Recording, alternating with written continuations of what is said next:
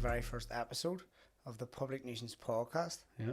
Sponsored by Kiln Studios, Mm-hmm. where you can get all your content done, from podcast to photo shoots. To Nice mugs.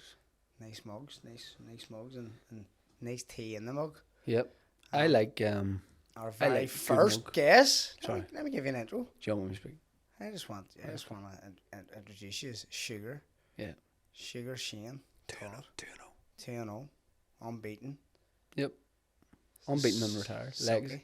Legacy cemented. Cemented and retired. Yep. It's just top of your pops. Nothing to do with the coaching, like it's just pure athleticism. You tried to teach it, and then we realised what I have can't be taught. It can't be taught. Brilliant. You started it, like you were teaching me. Yep. Just, I was down in UFC coasters for the comedians boxing, and I, as soon as it was over, I was like, I'm doing this every week. Like, this is my life now. Yesterday, put the gloves on for the first time again since we did it. I knew it was coming. I was up at the Fight Ireland. Is that what it's called? Fight Academy. Fight Academy. Paul Hughes. With Paul Hughes. Seen that. So I'm going. Is this a new group? Is this a? No. Here's why I won't do MMA. They have to go from down to up all the time and really fast. So he's making me. We were doing a bit of pads with 5 ants, and then Paul would go. I don't know what the exercise is called, but he'd be like, right down. So you lie down your front and then just get straight back up. First one was sprung back up, and then the rest was just brutal. Like, almost like a burpee, isn't it? Yeah, it was brutal. So I don't think I'm gonna get into professional MMA. Well, here's why I wouldn't do it. Because I don't want cauliflower ears. Yeah. I like listening to earphones. No, Yep. you put I don't want to listen to headphones. The big wraparound ones. My head's too small. Yeah. Because of like big space up here. See, you have a wee small head, and I do too, but I've loads in the back. Look at me. Look at my side profile. That is long. It's big. It's long. I have a wee zip in the back. I keep things in. A wee pocket. Don't see the neck. Dry fit shorts. You put your bank card in. My inhalers in it. One of those big ones. No, that's one reason why I would never do it. Have you ever trained it or anything? Never. Once actually, you know what? I went up to Fight Academy Ireland with Pat. Must have been 3 years ago, and he grappled with me. Yep. Pat McCallister did machine like, Right. and he just lay on top of me for 20 minutes. Yeah. I struggled for 20 minutes, and I mean, I was zapped. Yep. Woke up the next morning with a stiff neck. Oh, thank God you said neck.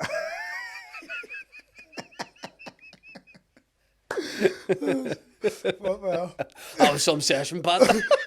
we'll say neck. We'll say neck for the sake of the first episode of the podcast. And I don't want Pat to come back to me again. But no, here, I was zapped, completely zapped. Yeah. And all he done was lamb. Yeah. This is big for first pod, isn't it? First episode. I'm delighted to be your first guest. No problem. Thank you as well for coming on and making yourself available. It's weird being a guest. It's like glider drivers sitting on the glider. Yeah. You know, You often see you're that. on the other side of it. They always get picked up for work at a glider stop. Snapping with the thumb out, waiting with a wee purple coat on. Like that, as if their work colleague's not going to stop. It's like, And then the stand talk to your guy. Yeah. and tell him. Yeah. How it's right. You're gonna start telling me like. I'd never been on a glider. Never. No, I would have been back in the day when I was going to tech. That would have been on my route, but no. I don't think I'll ever be on a glider. I got on one with my son wanted on a bus, and I just thought. Did you buy a ticket? No. See, and no, what? In my defence, I was going to buy a ticket. Shit, But that's I didn't know how defense. to. I didn't know how to do it. Like, I don't know what to do. There's this machine, the bus is coming down, and I'm like, I'm not waiting on the next bus, so just get on it. Yeah. And I was going, maybe this is like in the UK when people, you're on a train or someone comes around and let you buy a ticket there and then. Mm-hmm. But it wasn't the case, so 1-0. But you contacted them after and you went, listen, I didn't get a ticket. I'll get one now. Not yet, but it's, Yeah, but you will. it's on the to-do list. It's on the to-do list. We'll eventually get there. Like, for me, being on this side of the table, Yeah. and you being on that side of the table, it's like, totally I'll be different. honest, I was a bit nervous coming in, like, I all week. still get nervous doing podcasts. It's like, do you ever watch Anchorman? Yeah. Or Will Farrell goes back to broadcasting the news and Yeah. he doesn't know what to do with his hands. Yeah. Yeah. That's me now. I'm like, I don't know Yeah, what to but do. I fully back us. Like I said the first time we did a podcast together, you definitely should be doing a podcast.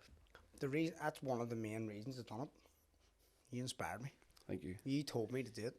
And you said As you inspire me in fighting, I inspire you in it goes podcasts. hand in hand. I like Yes. it. I like it. Speaking of hands, you don't be long getting it back. Oh, I Yesterday, know, see, left hook. I thought, and then I started to get worried because Paul was holding pads, and I was like, he'll probably be fighting again soon. Oh, no, So I took a wee bit off, even though we had the pad on. Hold back. I was taking a bit off. Yep. That's very professional of you. Like I walked in, I instantly started giving people advice. a lot of novices would know to hold back. No. That just shows you your level of like Yep. where you're at. A lot of people say like boxers have a wee bit of like they're very professional what they do. Or fighters here at that level know like when not to take liberties on people even when they're sparring and they know they can do it. That's something you're showing. 100%. To an old fighter. I found that with a lot of sparring, you have to give out what I would call quite a few humblers. Yeah, sometimes you do. I'm going 40%. If I'm going 40% and you go 80, I'm going 120 for a minute, and then we'll go back down. Go back and we'll go back down. Yeah. Found that, but even like going into that fight academy place, I'm happy to walk in somewhere like that. And as I say, I've never done MMA. Okay, but I'm still happy to go around. There's a lot of boys there have Cage Warrior fights coming up, Bellator and all that kind of thing. And if I notice, it'll say it. You know what I mean? Breathing was a big one. And I was going around, shouting into the cage. In and out. And through the nose, in and out. through the mouth. They're holding the breath. You'll gas People yourself. tense up. Yeah. And like. And I go, how are you qualified? I go, how many losses have I had? Exactly. Have I been in a cage? You're only as good as your last fight. Exactly. That's all I go off. Exactly. I get paid. I get paid for last fight, especially in I'll leave that to you. That's probably why they didn't invite me up. Yeah. They invited you up. Yep. Do you know what I mean? And this is what are you going to change? You have a lot of boxers on. What's boxers and comedians? What's the plan? Yeah, well, I feel like, you know what I like? I like connection. Yeah. That's why, I didn't want Pop McCoster on because, a connection was a bit raw. Yeah. I feel like we have a good connection. We do. We talk, good conversation, good understanding, same type of crack. Yep. And I want to just have people on like that. Yep. Who are successful and doing well, like you say, boxing, comedians, yep, movie stars. I don't think I'll get any big movie stars on. I'm interrupting the show to tell you about our sponsor, That Prize Guy, doing phenomenal work, supporting lots of community work and supporting our episodes. They've done 5.4 million worth of prizes in the month of October. Unbelievable. So make sure you get on their bio, click on the link, and see what prizes they have for November. Who's your dream? You know I was in a movie, don't you? Well, you are the movie star. No, but you've heard me talking about it before, have you? Yeah. Battle of the Moon. Yep. Have I told you about this? You told me about it. And Right. you didn't tell me. You told a crowd when I was at the, where was I? Was it a stand-up gig? It wasn't a stand-up gig. It might have been Live pod? a live pod. I can just remember you talking about it. Yeah. It didn't actually happen, did it? Battle of the Bone? Battle of the Bone. Tell 'em. 2008 Northern Irish independent martial arts zombie film, Battle of the Bone. I can remember you talking about it. I can't remember Here, where. the funny thing is, I'm not making it up. Real film, feature-length film. I was the lead in it, 2008. I was going to Belfast Met at the time, and doing filmmaking, but behind the scenes stuff. And a guy came in, and he's like, "I'm making a zombie movie. I need people to be assistant camera people and runners and all that." And there's about 5 of us. We're 100%. Sounds great. We get involved with that. I said I was 18 at the time. I had just started stand up, and I was on set for one day. And the guy who was directing it, the guy who came around to our class to get us all in, he was not just directing it. He was the lead actor, the writer, the producer, the stunt coordinator, script editor, producer, and he was doing catering too. He's bringing sandwiches on. Was it Monty Python? So he goes, I've taken on too much here. He said, I don't think I can act in it, so he needed an actor. I'd done no acting before, no stage stuff, nothing. But I looked vaguely like him, but he had a shaved head. So he went, listen. And I was maybe like making people laugh around the set or whatever. And he goes, have you ever acted before? I said, nah. He's like, perfect. Do you want to be the lead actor in this? And I went, yeah. And he goes, you're going to need to shave your head. But I'd always had a shaved head up until I was maybe 17. I always just too all over. I know, and with my head shape, I'd brave, right? But I'd grown it out, and then I shaved it. And he was my stunt. He then became my stunt double because he did some martial arts. And at that time, obviously I do now because I go to Fight Ireland, but Fight Academy. But at that point, I hadn't done any martial arts, so I was like, yeah, I'll do it. And we filmed for a couple of months all around city centre, and it was in all the, and you would get so like ideally I think with a movie you get a script months if not weeks before, and you go over your lines and you do table reads, you sit around all the actors and you pace it out and all this. We would just get given a script on the day as we're doing it, so you never had time to learn your lines ever, and you'd improvise. And I didn't have the skill to improvise at all. I'd never done anything, and Irish News and Telegraph used to cover it all the time because it was like this giant, and they got in hundreds of extras in all the zombie gear and stuff. So it always had people out watching it. So I thought this was going to be, I was like, this is my first movie, I'm a lead in it. I was like, this is going to be like a hit, like a global hit. No doubt about it, it's going to be a hit. And we filmed for months, and then we had to ADR all of it. We had to redo the dialogue because the sound wasn't great. And we did it at this guy's flat in Finnegy, and there's nobody there overseeing. It's just me and the sound recorder. And I didn't know how to act. So if I had to say the line like, we need to go over here. Now obviously I'm a great actor now. I could go, we need to go over here. That's perfect. That's me doing it perfect. But then I was going, we need to go over here. You know, it's like, we need to go over here, right? So it's all, but the whole movie's like that. And the film was made, did a premiere in SSE in the Odyssey, hundreds of people at it, local press and all. I was like, fuck, I'm not ready for all this. Like, but then another part of me is like, you're ready for it? I'm ready for it. It's the biggest pile of shit you've ever seen. It's on YouTube for free. Biggest flop ever. It was made for 10 grand. It was shown at the SSE, and thank God social media wasn't as big a thing now as it was then, because I wouldn't leave the house. But it probably would have made you a star. It would have made me a star for the wrong reasons. Yeah. It was, the only good thing about it was I just started stand-up at the time, and I thought at least I can make fun of, not even really the movie, but I can make fun of myself and how bad I was through stand-up. You know, it gave me a way to be self-deprecating and take the piss out of it. But some of the comments on it online were just awful. Yeah. And I thought, like, I was like, this is it. And I didn't act after it for about 10 years. Grim. That was the end of that. That was the end. Did you ever, I know that you want to get back, you would love a role, like, in a movie. Maybe, yeah. Do you know what I'd love to do? A boxing movie. What? I'd love to do it. I know, but it wouldn't be fair on, like... on the actors. It wouldn't be fair on the actors if you're just popping in the ring, popping... Well, I wouldn't be acting, that's the thing. I suppose. I wouldn't be acting. You're just playing yourself, like. I would love to do a drama, like a serious boxing movie. Do you think, like... They're some of the best movies. No, like, when you... Is there a criteria?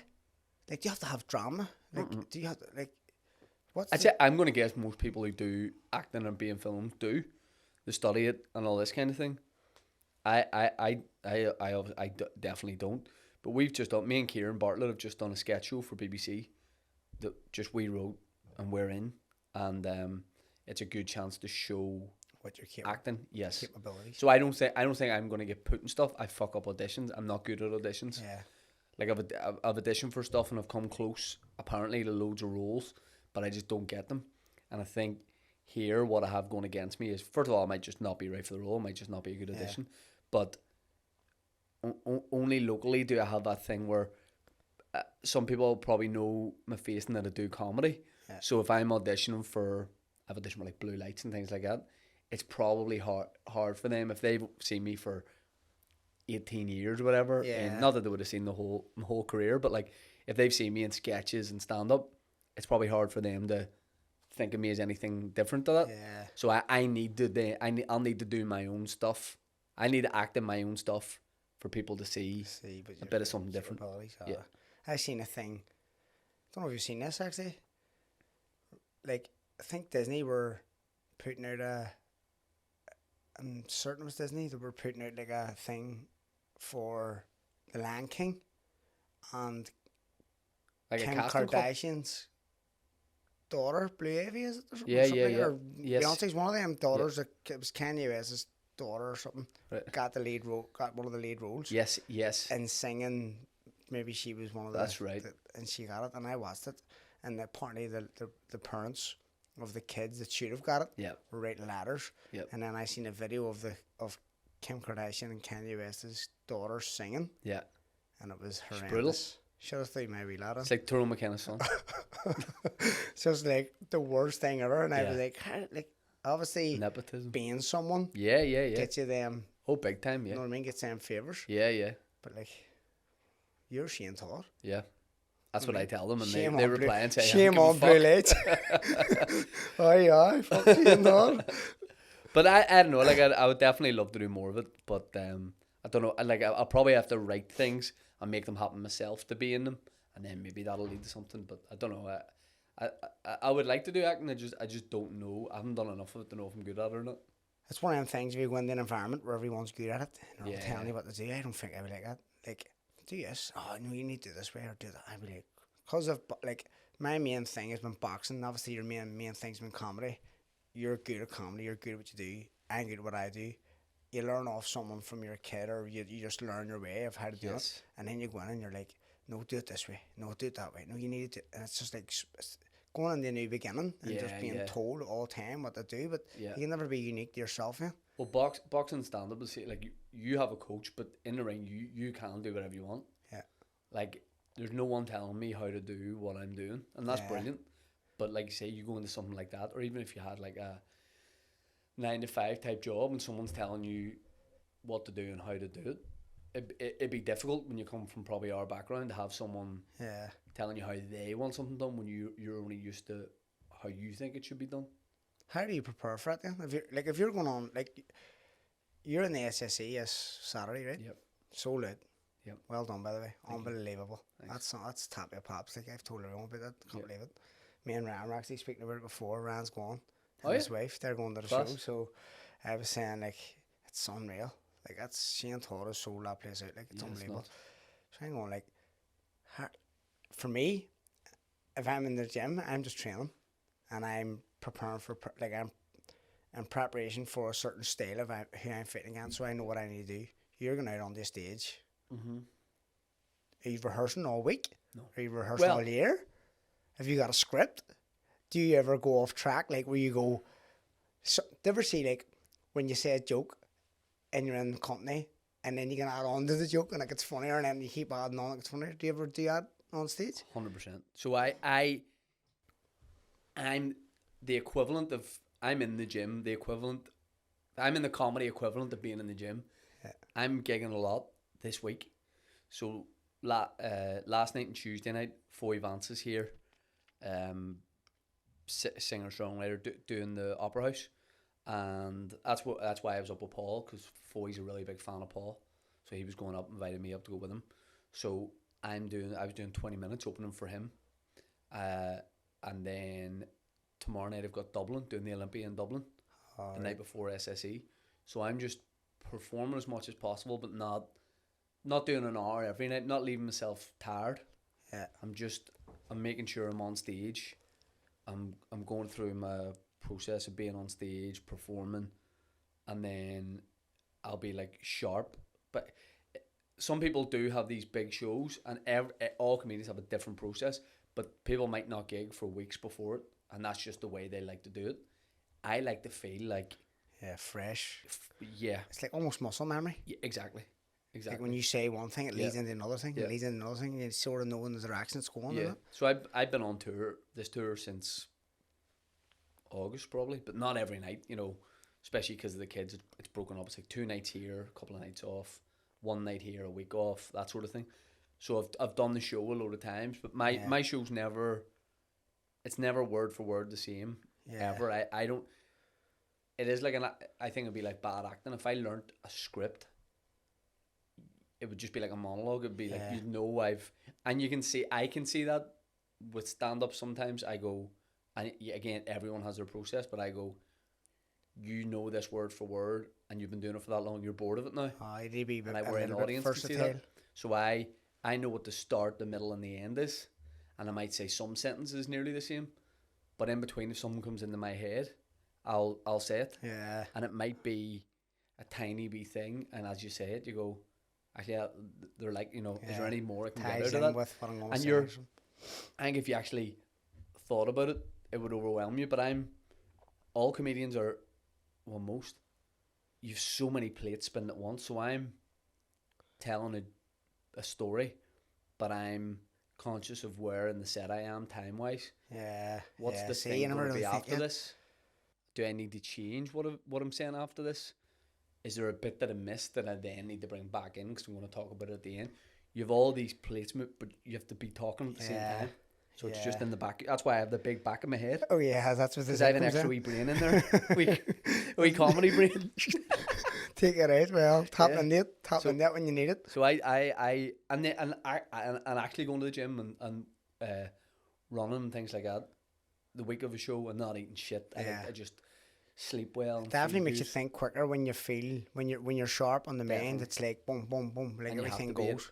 At a big gig like that, like you got to really. Because I feel like if people are like a lot of comedians or drinkers would be like booze bags, I feel like the wing it. I feel like the wing it. Like a lot of times, obviously they have like almost a theme of like you say start, middle, finish, and like what way they're gonna go, and it's like winging it. So as they arrive. Some of the best ones, the art is they make it seem like they're winging it, and you're watching them going, he doesn't know what he's going to say next, but he's actually said that for 2 years. Yeah. The same joke, but his performance and his skill is making it seem like he's just coming up with this off the top of his head. Because you see Paul Smith a lot of time, like slagging the front row audience. Well, he is. I mean, you can't rehearse crowd work. You can't rehearse that. So like what he does is quick. Yep. And fast, and it's like.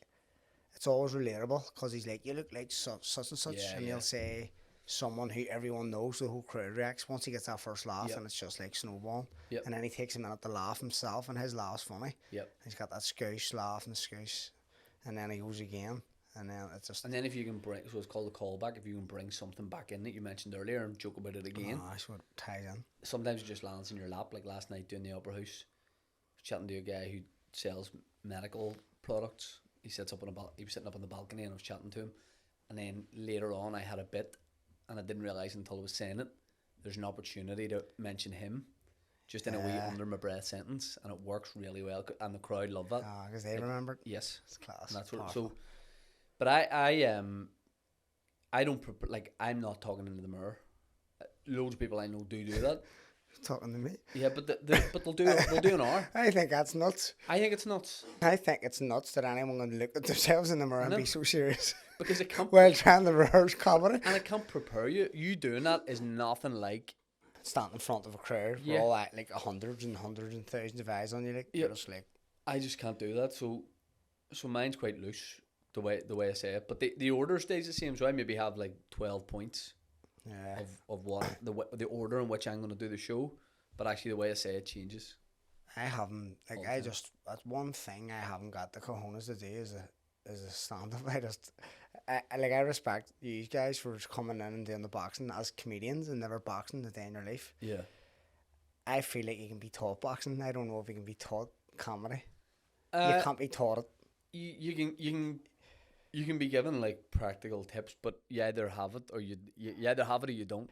You can't learn just like having like funny bones. Like you see people do it and you go, you're doing everything right, but maybe you gotta be. I think for the comedy I like, you have to be a bit silly, not take yourself seriously. And then the opposite, there's a difference in someone who cracks her mates up. You know, that's what I mean. Crowds in the changing rooms of football or whatever, but. I feel like environment, but obviously you've attracted the people who are interested in what you do, so it took a lot of time to get that, which is fair enough. Yeah.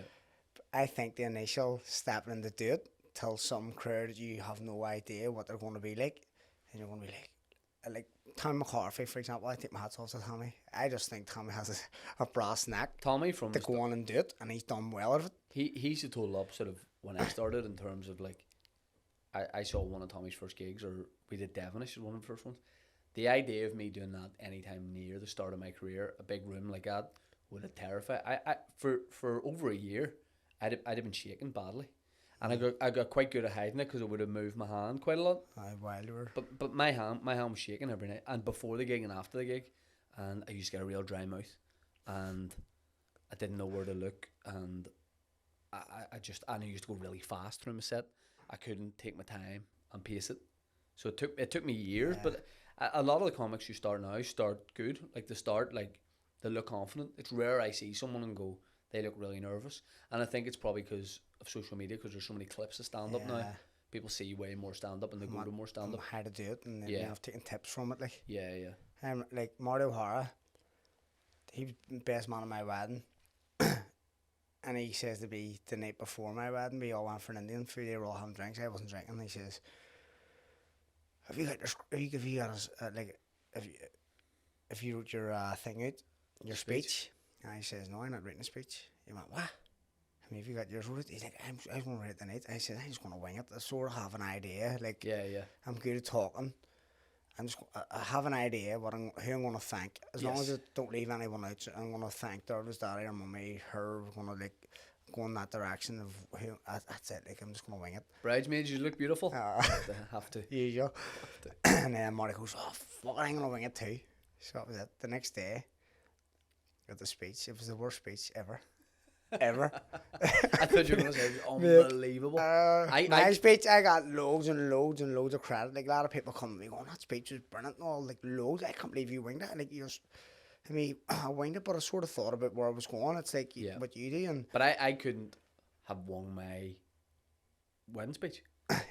For no money in the world. I wouldn't have done a good speech. I couldn't. I could do, if you said, do 10 people in here, do 5 minutes of stand up, just make it up as you go along. I could we could easily do 5 minutes. At my wedding, I had that's the difference in stand up. I had to have it word for word on a page in front of me. I couldn't have won it because it's totally different environment. It didn't feel like, I'm used to being on stage with a microphone. Yeah, it's totally different. I was way more nervous for that than I was alright.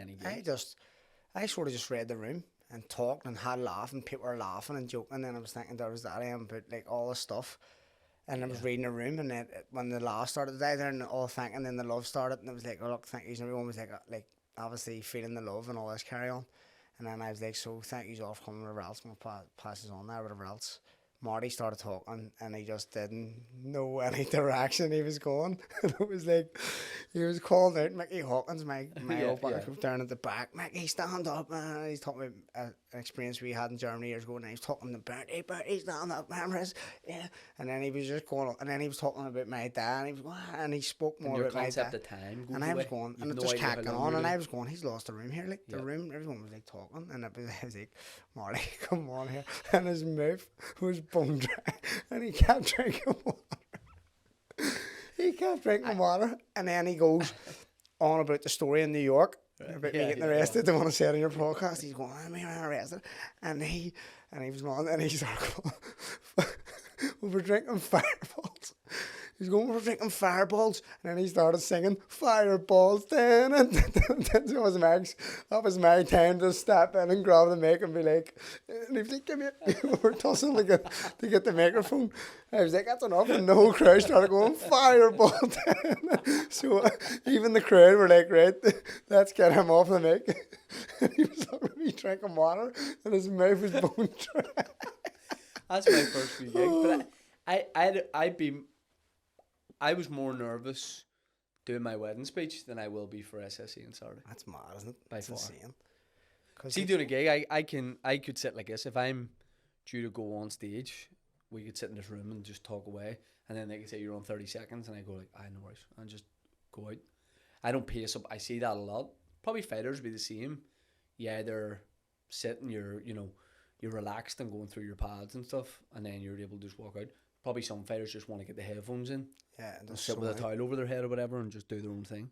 I'm very much like sit and talk. There's people, I'm the same, I'm very relaxed. I remember doing I was fighting Neil Saw before, and Paddy McCrory was like, that's mad, you're on next. Like, you would never, I was just joking, and this whole team room was laughing.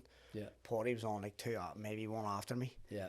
And he was like, that's nuts, you're fighting next. Yeah. And they're just sitting there joking and laughing. Yeah. I like to just zone out. The work's done. All the stuff you've done is done. And when you get out there, it's just happening. Yeah. Regardless of what I talk about in that change room or how much.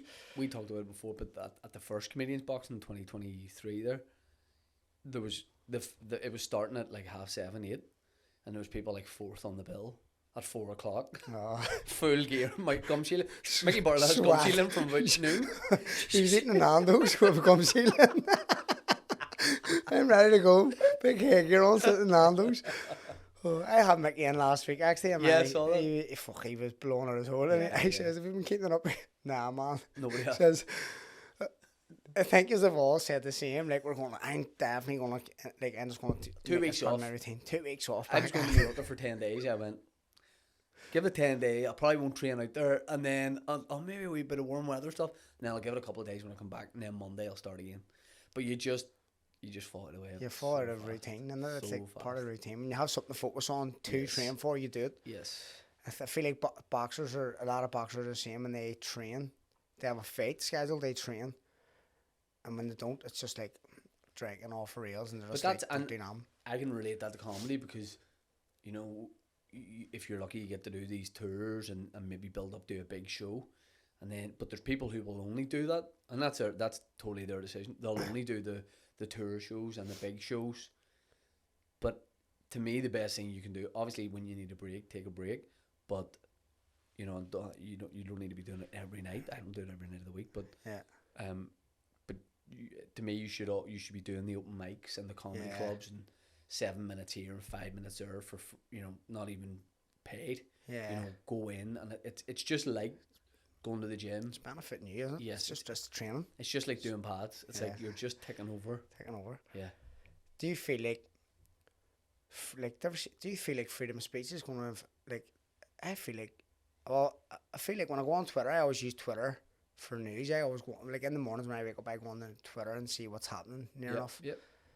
Like this morning, I seen Gary Barlow was trending, and I was just wondering why. So that's insane. I saw that backstage. That doesn't even make sense. I saw it backstage last night, and I just went down a rabbit hole with it, and it was even making me laugh before I scrolled down. I was like, "What's the next one gonna be?" It's just like he's like 5'10", or if even his wife's like 5'6", sister. And then the son is just this big, massive, tall. It's like Trump's son. She says Donald Trump's son. Who are these people that are making those 10 out of 10 memes? I know. Straight away. But yeah, I would have like gone Sky Sports News and bought papers just to read the sport. Yeah. And now the idea that's mental to me. I just Fabrizio Romano or a couple of sites on Twitter that I just look at my football news on. Seems like it's I think Twitter's the biggest news, like one of the biggest news outlets in the world now, because they still give freedom of speech. I know, like, when all that stuff was going with Trump, like Google, Facebook, Zuckerberg and all, they all knew. They were able to sort of like you mean like very positive things about him and all things like that. Yeah, the freedom of speech with stand-up thing, because like they're starting to sue people now in England. It feels like stuff on Twitter. Yeah. I know, like, they're saying racist stuff, racial, they're giving racial, like, statements that are racist. Yeah. They're being racist or stuff like that.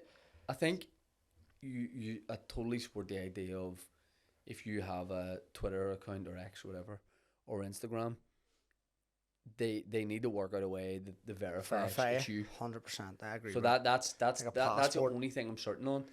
Everything else, I was going to say I'm not edgy at all, but you could just say one thing, especially if you're doing a bit of crowd work.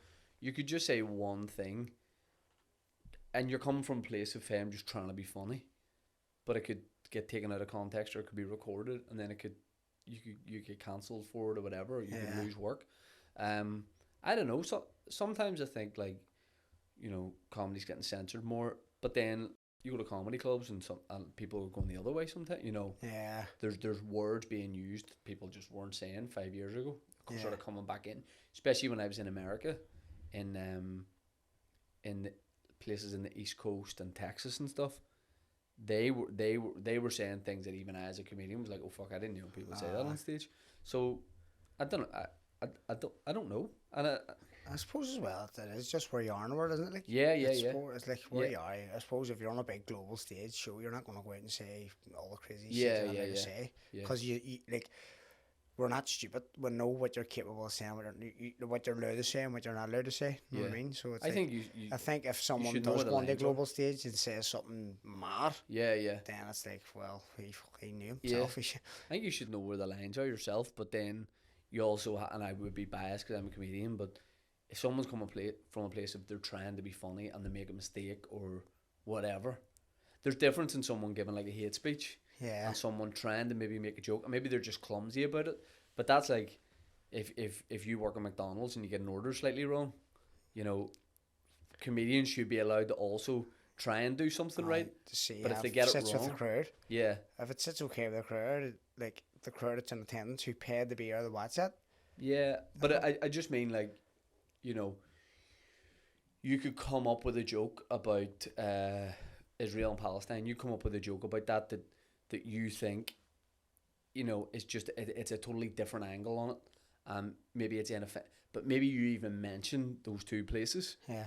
And it goes the opposite way. So I don't know. I mean, I've never like tried to be controversial ever. Be interesting to see, like.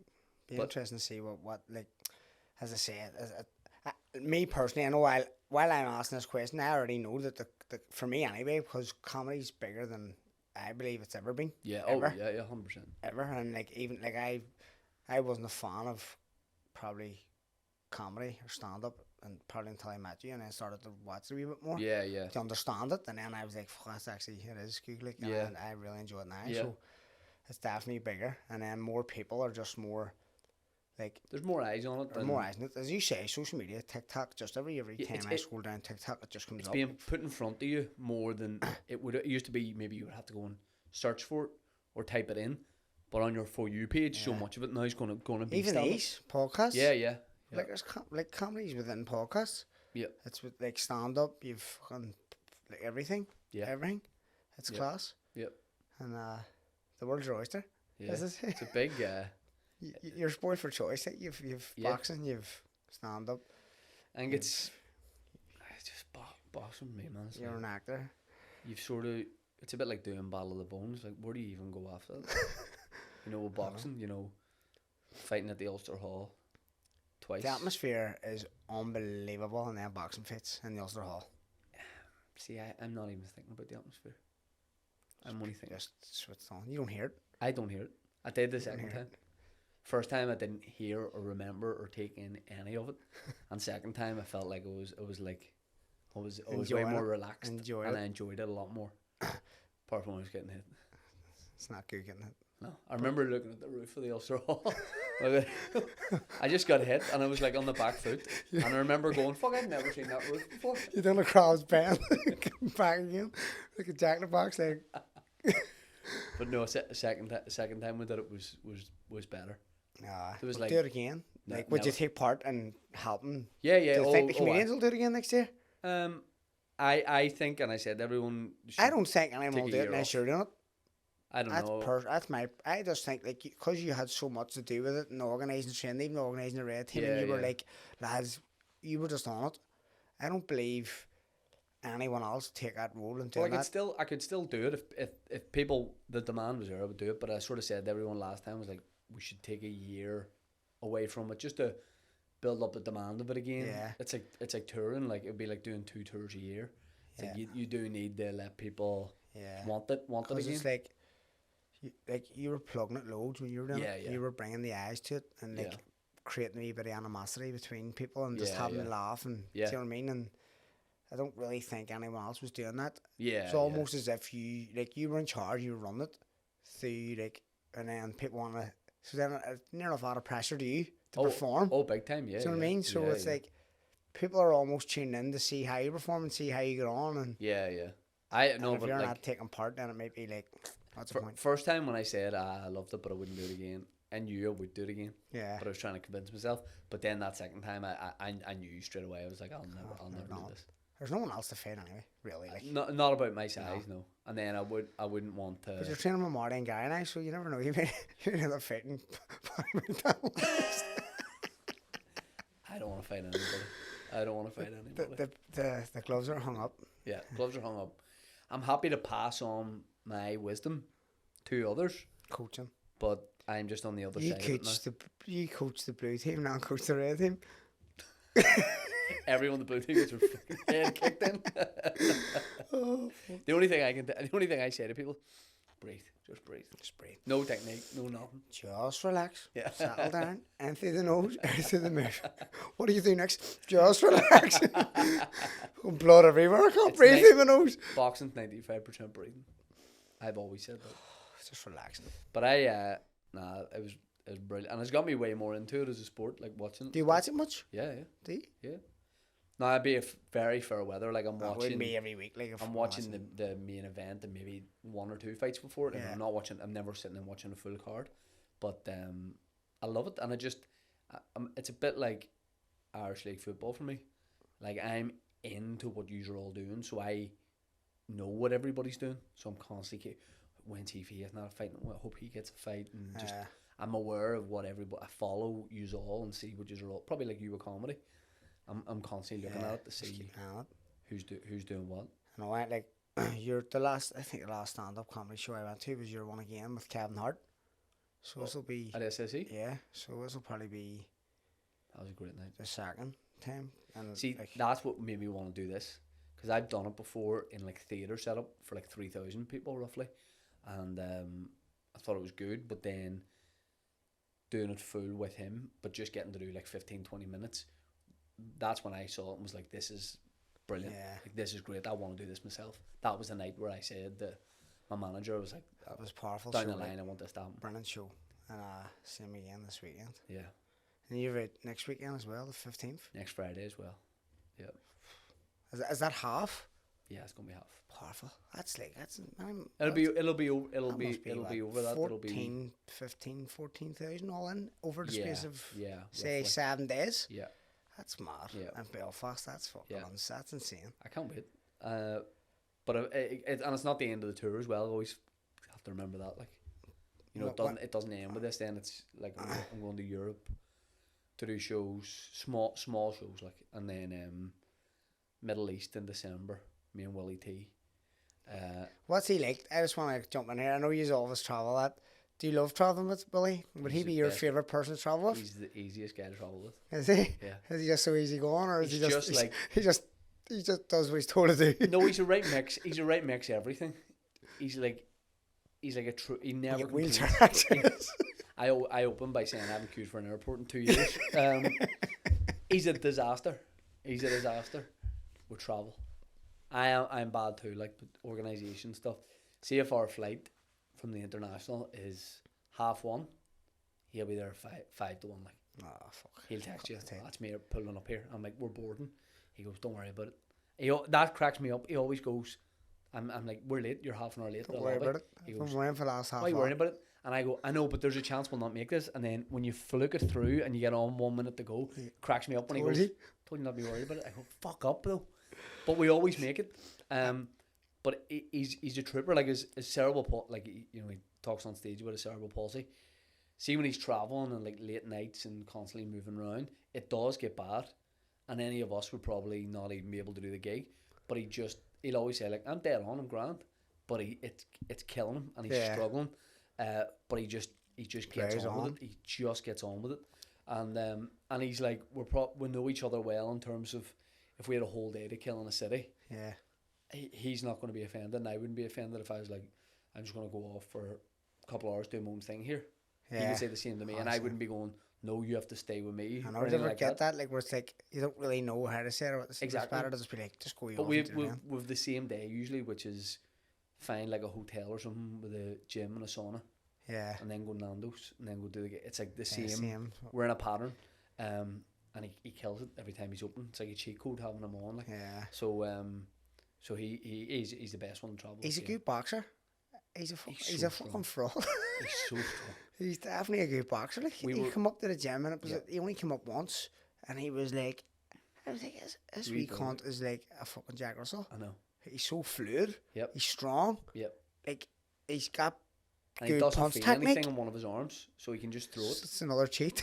And it's, we were in Birmingham or something. We're at like a David Lloyd, and we're in outdoor swimming pool. Me, him, and Calvin, who was filming all the shows, and we're playing like a game. Obviously, because we're in mid-30s, but you had to go from one end of the pool, one edge of the pool to the other, crossways, and the other two had to stop you, so you could wrestle past them or throw them over your shoulder, do whatever. And I like slipped past Calvin. It was just me and Willie, and I was like, "Here comes Hollywood Express to him." And I swear to God, he just stood solid and just held held me, and I'm trying to get past him, and he's just such a wee compact, strong guy, and he did me like. I was like, he picked me up and threw me like, and he said about the boxing the first time we arranged it. I went, listen, I know about the cerebral palsy and stuff, but is it something I have to ask you if you want to do it? I don't know if you can. And he's like, I can't make cerebral palsy is brain damage. And I was like, you've already got it. Oh, In for a penny. Exactly it. Well, fuck me, I can't get any worse than it is right now. Let's just go for it. But it turns out I can't. So he's like, I can't. Willie tried to go boxing when he was younger, when he was a kid. And his ma took him to the GP and said, can I just double check? Is something he can do? GP, he's like, absolutely not, can't do it. But he would love to. But when he did all that ringer stuff, he stole the show. So he was a huge part of it anyway. But what about what he did to your brother? I know, it's the best thing ever. Did you hear about this? He's put a straw. I was telling Paul, the prize guy, about it today. I was telling Mickey from Tommy. Yeah, from Tommy, yeah. Because he says he knows D as well. And I was telling him, it was the first comedians boxing did, and we're in Pug Uglies for the after party. William was trashed, 10 out of 10 drunk. And he saw you, and he didn't even know you. Just knew didn't of you. Didn't have a clue who I was, because he didn't attend any of the boxing classes. He didn't go to any classes, but he got carried away, and Willie was drinking a whiskey and coke or something, and he had a straw in his drink, and he saw you bend over a table talking to someone, and he saw the crack out, and Willie went, here we go, and he took a wee bit of whiskey in the straw, and then down the crack of your arse, except it wasn't Sean, and D turned around, and I was across the room, and there was like a slow motion moment where I turned around, I was like, that's not Sean, and you could see in Willie's face, he goes, yeah, that's not the guy I don't even know that well, that's the guy I definitely don't know. And they looked at him, and it was like the world slowed down, and I was like, he's gonna kill him. He's gonna kill him, because a stranger's done that to him. And they turned around, and his eyes just like lit up, and I was like, fuck, Willie's dead. And they just picked him up and like thought it was the best thing. It was like a meeting of minds. He out-madded Mad D, and D just picked him up. He's like, yo, he boss. He loved it. Got Willie in a headlock. And he's like, I love this guy and all, man. You know. Fuck me, because like D's like, he's hard-headed and fuck, even now I remember hearing that story and I was like, it was like real recognise real. Yeah. D was like, it's something I do. I love it. And then whiskey in the SHUCK. They were walking about like Arnold Schwarzenegger and Danny DeVito after. Twins. Never see like, before we finish here, right? How does anyone let their SHUCK hang out on a daily basis? I was speaking to my brother about this the other day, right? Basically, like, how does people let their SHUCK hang out? You can feel it. Like, the builder's crack. RD doesn't wear boxers, so it's always right. You can feel it, you can see it. Builders and workmen go out in the morning, and their wives are like, here, before you go, your t-shirt's tucked into your jeans. Lift it out, you fucking idiot. Lift your t-shirt out. Fucking money part box. Part of me maybe thinks, because the work they're doing is obviously very difficult, and you know they're probably roasting, they're getting a sweat on, working by the side of the road, or whatever. Is that just a nice way to just get air into the body? Yeah. That's I always think like that's God doing this. That's God doing that to you. Yeah, God breathes. Like. I just feel like it does get the stage where they're so used to having their SHUCK out that they don't even feel it anymore. Like, you know what I mean? Like, I'll never be like that. Either do I. That's why I can't understand why people do it. Is it like, do you know some women think that's sexy?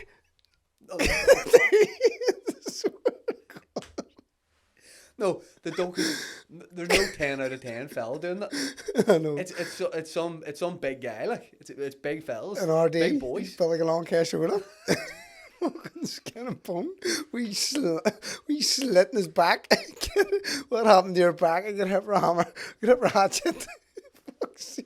It's a wee skinny line just the bottom There's of his no back. way you're telling me girls like it. I swear to God. Some girls think that's sexy. A wee back cleavage. We SHUCK hanging it. We. Girls don't think that's sexy. There's no way. Oh, look, I just can't understand it. Well, But also when you see it, it's never that much. It's half of the arse, like it's half of it. it's just everything, but that. And it's working at the side of the road, and part of me's going, he knows he's at. Like that's an invite. That's saying, listen, the front door's open. If you walk in, you walk in. What I mean, like you've seen this before. You may as well. I mean, you may as well walk through the door. You Like have 20 seconds before these temporary traffic lights turn red. What do you do?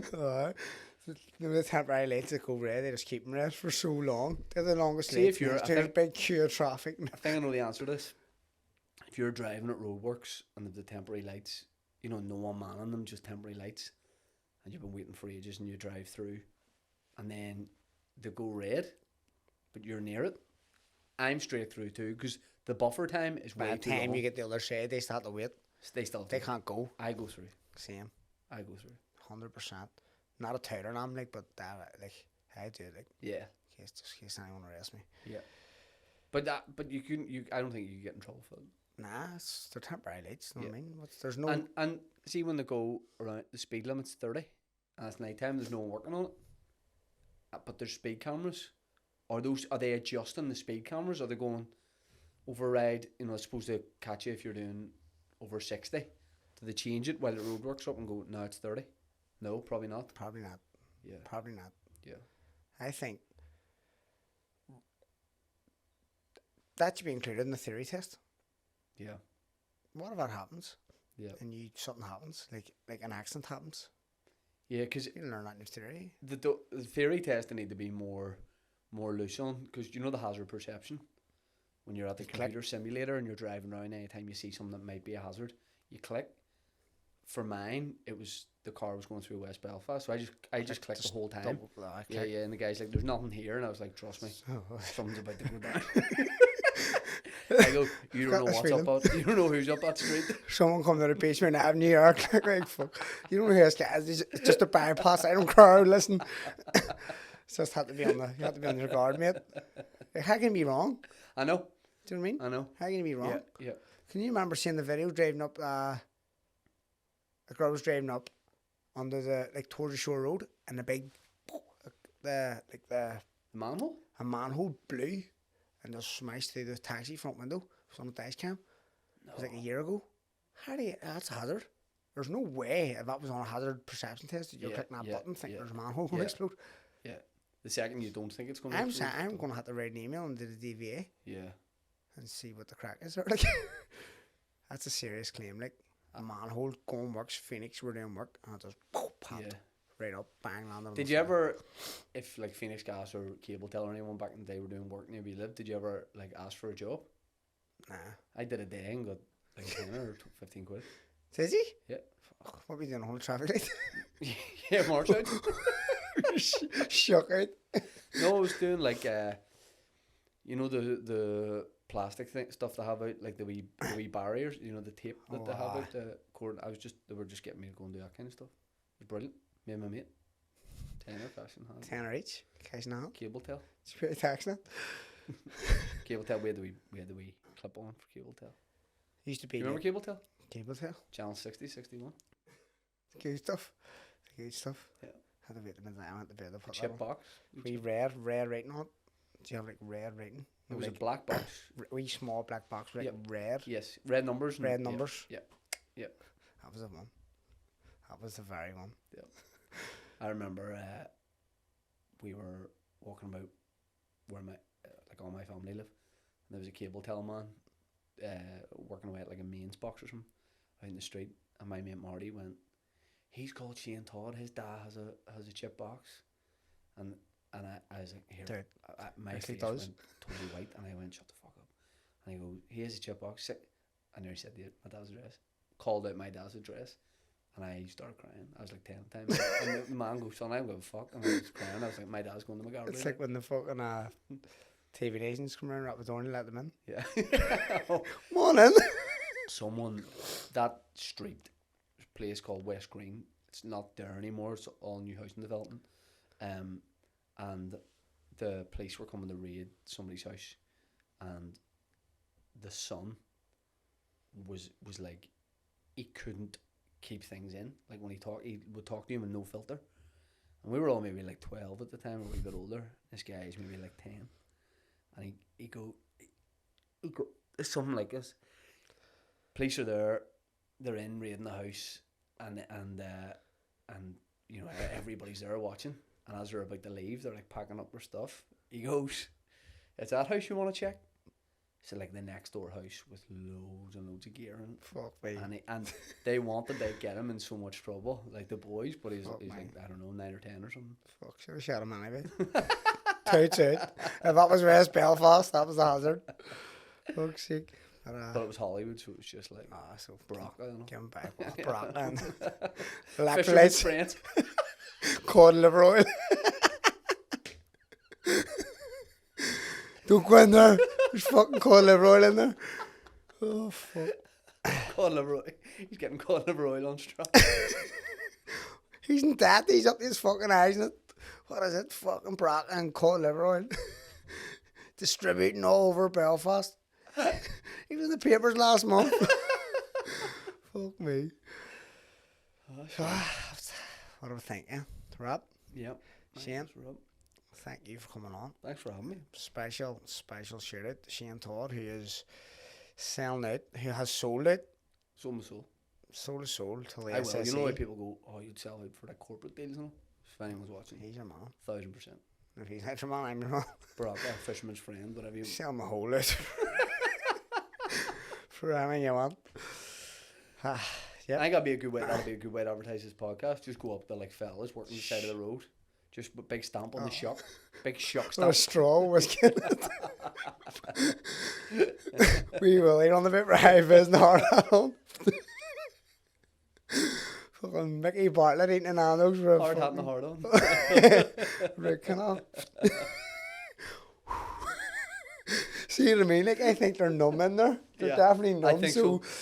Because they've been working. I don't think RD felt it.